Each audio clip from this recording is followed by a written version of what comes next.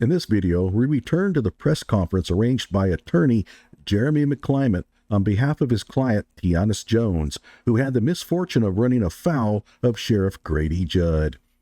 The good sheriff embarrassed her in his own press conference after she tore up a McDonald's restaurant. Now, she really didn't tear up the restaurant. She threw some cups around, but don't blame me for the hyperbole. Those were the words of her defense attorney. That's right, Jeremy actually exaggerated the seriousness of the crime and told the world that she was off her meds. I'm serious. McLoco! Huh? But while we had great fun critiquing Jeremy's three-ring sideshow, it's not Jeremy that fields the ridicule this time. No, because when it comes to destroying a client's reputation, Jeremy spreads the fun. And so he invited a couple of local activists to step up to the microphone as well. Okay. And like neighbors with poor flatulence control crashing an orgy, they proceeded to dog-collar Tianis' reputation even further. The first one up is Pastor Clayton Cowart, and if you think that a pastor is an ideal choice to stand up for the downtrodden, you are sadly mistaken. Hello out there.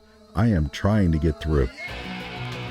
With his powerful brainwaves cradled in the warmth of reasoning, it's time for Johnny Walker Dread to straighten you out on a thing or two. Emanating all the way from exciting Las Vegas, Oklahoma, it's the Johnny Walker Dread Show. So what's this all about? Well, Tianis Jones got mad at McDonald's staff and went a little berserk. On the McDonald's McManiac McScale, this doesn't even rate a 2 out of 10. In fact, few of us would have even heard about it if it hadn't been for her lawyer. But let's hear the good sheriff talk about it. When she arrives at the McDonald's at 92 in Cumbie to pick up her order, they have it ready, but because it was a special order, they confused some things, and they ask her, pull up to window 3. We'll fix it for you really quick. Well, she got McMad. There she goes assaulting him. She is not happy. But you won't be able to play it on the evening news. Now she comes behind. Look at this. She's out of control. Now she pulls her shirt up. There you go. There's a little twerk on the way out the door. See y'all later. You know, I don't know what was wrong with her that night. I don't know if she was like 2 fries short of a Happy Meal, or maybe it was she was short of the Happy Meal completely. But she created a McMess, and she acted like a McNut. And so to defend his client, Jeremy hosted the press conference of ridicule. And I want to turn the camera over, or the microphone over, to someone who's not a part of our legal team, someone who's just supporting as a community member, and I want to give him an opportunity to share his support with Tianis. It was at this point where Jeremy should have pointed to the audio engineer and done this. Now, in defense of Jeremy, his client got a pretty good deal. She was able to stay out of jail, so maybe Jeremy is better at working behind the scenes than facing the public. Or the judge saw what Jeremy did to her reputation and gave her a light sentence out of pity. My name is Dr. Clayton Cowart. I'm with the PMJA, the Poor and Minority Justice Association, Clayton, C-L-A-Y-T-O-N, Cowart, C-O-W-A-R-T. I'd just like to respond to the new language that the sheriff has, the Mac language, and I have a message for the sheriff. Grady needs to be quiet because he's not a McDoctor. In a previous video, I covered the press conference held by the city of Cincinnati in the wake of the brawl that took place there about a month ago. And after one of their local pastors completely sabotaged the city's message, I distinctly pointed out the danger in having third parties voice their misgivings. Jeremy makes the same mistake here.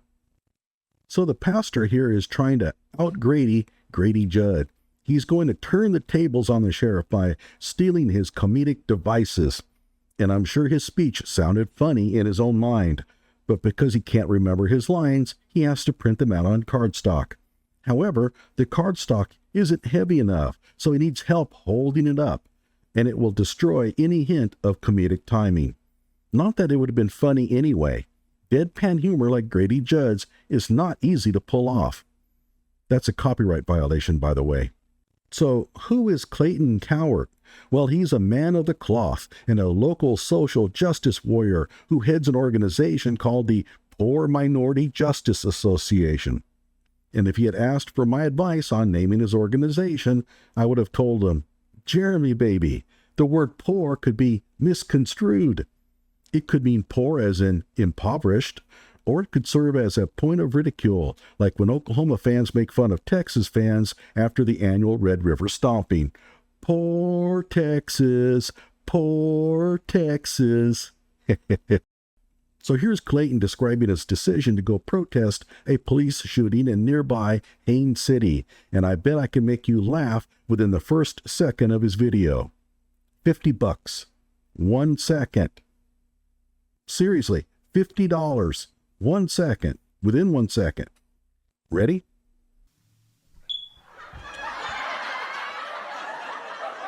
Yes, that was his fire alarm.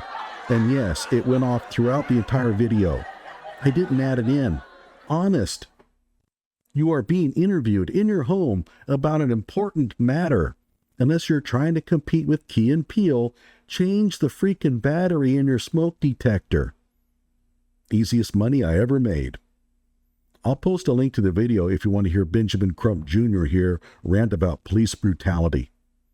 Now, in a moment, I'll tell you the good pastor's real motivation for taking a stand here for the oppressed, and it's a howler. Grady wants to be a Mac movie star. He spends too much Mac time in the camera. In the camera? What does that mean? And where I come from, we spell two as T-O-O when used in this fashion. Grady's statements about mental illness was Mac childish. And we have a message for him. Stick to Mac policing. Stay out of the Mac camera. Now it's out of the camera, which makes no more sense than in the camera. Do you English? Someone asked Counsel Gray to come in here and tell us what he was trying to say. Okay, so Clayton has the writing skills of a 5th grader. However, before you chide his education any further, I might have you know that Clayton Cowart claims a doctorate in divinity and religion. That's right, it's Dr. Clayton Cowart. But before you beg for his forgiveness, I want to point out a small problem. He doesn't say which university bestowed the doctorate on him, which is mighty, mighty strange. And where does he live? Florida. What is Florida known for? Phony religious doctorates. As I have proven many times in my past videos, Florida doesn't regulate religious degrees. So as long as you can maintain a business license, you can sell degrees all you want, as long as the curriculum and degree title are religious in nature. When Rashad Ritchie of the Young Turks set up his fake university, named after a Catholic saint, to pilfer the savings accounts of unsuspecting foreigners, he made sure that each degree he planned to sell had a religious connotation in the title. And where did he set up his phony diploma mill? Florida. But Rashad lives in Georgia. After I exposed his scam on my channel, the university disappeared. Poor Rashad. Poor Rashad.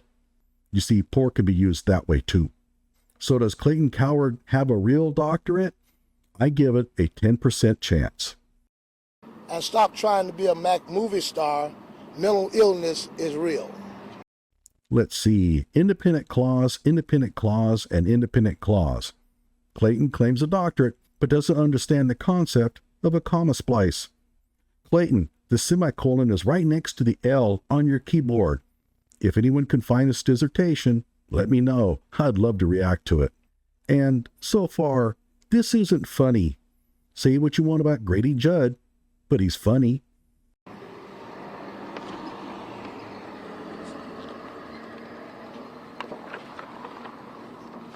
Stop making jokes about mental illness. It didn't dawn on me at first, but they're trying to mimic Grady Judd's use of those photo cards he shows during his press conferences. And I do mean trying. There's something that the sheriff said, which is certainly something that is reflected to someone with mental illness. He said that Mrs. Jones was 2 fries short of a Happy Meal. I think that's picking at someone that may have a mental illness. He's 2 fries short of a real sheriff and a mental health doctor. Mental health doctor?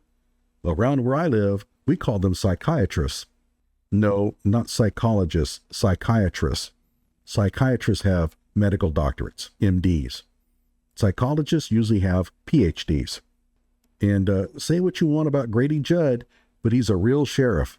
He's probably the very epitome of a real sheriff. Are you a real pastor?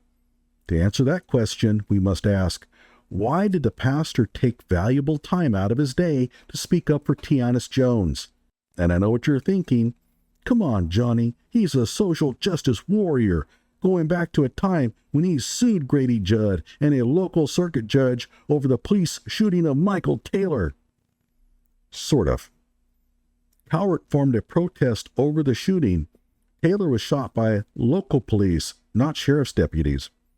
He sued Judd and the judge not over the shooting, which would provide no comic relief at all, but because they wouldn't allow him and his fellow protesters to use the courtroom restrooms. Because they couldn't hold it in, they had to call off the protest. That's more like, zany or goofy. Yeah. It's the wrong kind of loco. I swear I'm not making this up. The reaction to the shooting of Taylor was itself a real clown show. Taylor's mom maintained her son was a good kid, despite his criminal record, and I swear I'm not making this quote up. He was a great kid that made no more poor choices than anybody did. Lady, your son was driving a stolen car and tried to ram it into local cops. Here's his mom describing him further. This is gold. Mike was fun and jovial, and like my sister said, he was fearless. My boy was innocent, I tells you. The idea that he would try to run over an armed police officer is ludicrous. You know why? Because he was fearless. So Pastor Cowart heard about Tianis's plight as she was besmirched by that racist pig, Grady Judd. He's been after Grady Judd because he sees him as an oppressor of people of color. Pastor Cowart is up there standing for Tianis' civil rights. Because brave, because God-fearing, because righteous, and also because Grady Judd busted him 2 years prior for stalking his mistress.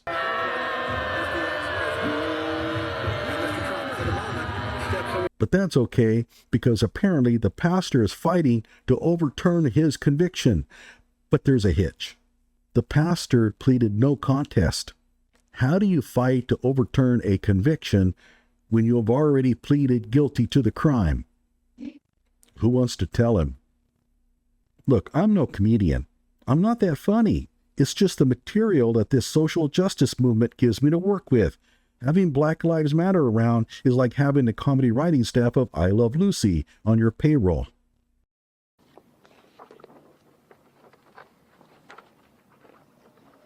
I think it's clear that the behavior shows that there was something that was happening. Who would really commit a crime and call the sheriff? Only a moron. But Tianis' own lawyer admitted during the press conference that she committed a crime. So what are you saying about her here? I once saw a video where a dude called the cops because his fries were cold. It turns out that he had a felony warrant out for his arrest. Guess which fast food joint? This is why you want to vet your invited guest speaker's material before letting them present. Unless they thought something was wrong. So I don't think he evaluated the whole situation. One of the things that I heard him say was, I don't know what was wrong with her that day. That's why you shouldn't make statements if you really don't know what's wrong. Then he says, she must have gone nuts. That's a direct statement making humor out of a mental. Going nuts is defined to become mentally ill. But Tianis' lawyer just got done describing her as mentally ill. So what are you proving here? I'm curious how he's going to handle the second definition shown, that going nuts means acting wild or out of control. It seems Judd was using that definition and not the first. This is going to be interesting. To become insane. Now, this is something that... Well, so much for that. Dude, why did you print definition number 2, which destroyed your argument, if you weren't going to mention it? In all honesty, I think he planned to read it and only realized at the very last moment that it was going to completely undermine his argument, so he just skipped over it. You really have to consider, when you're talking about people, we have so much going on in our country today with mental illness, and rather than address the mental illness, he makes fun of it. That's no more than kids at school who's bullying people, and this is... Or stalking them. You would know about that, wouldn't you, Pastor Cowart? This is what he stands up against, supposedly, but he does the same thing. The sheriff is making fun of people who have mental illness. And so, well, the sheriff, since he's such a small man, we got him a nice Happy Meal. And it even comes with the toy. Grow up. The expression on Tianis' face says it all. But her ordeal is far from over, because the most psycho of the bunch is coming up. I'm a little backlogged, so subscribe to my channel so that you don't miss it, and you're not going to want to miss it. Like my video and subscribe to my channel.